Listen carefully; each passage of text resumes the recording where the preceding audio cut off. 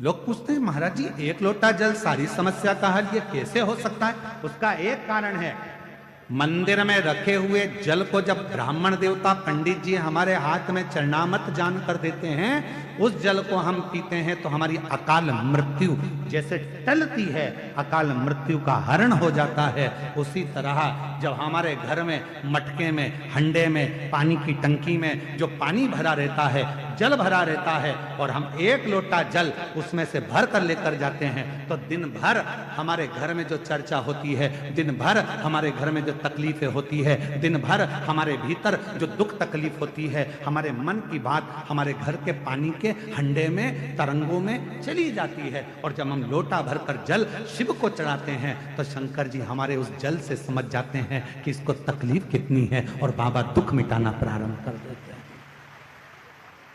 बाबा कष्ट मिटाना प्रारंभ कर। एक लोटे जल से दुख कैसे मिट सकता है? एक लोटे जल से तकलीफ कैसे मिट सकती है? हम निवेदन करेंगे, एक लोटा जल चढ़ाकर देखिए।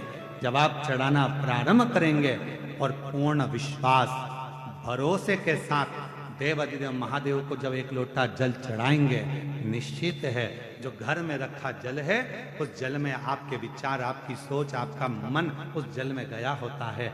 क्या घर में चल रहा है? वो जल में तरंगे पड़ी होती हैं, और वो जल जब शिव जी को चढ़ता है तो मेरा बाबा आपके धीरे धीरे दुख हरना प्रारंभ कर देता है, तकलीफ हरना प्रारंभ कर देता है, दुख हरता है, कष्ट हरता है।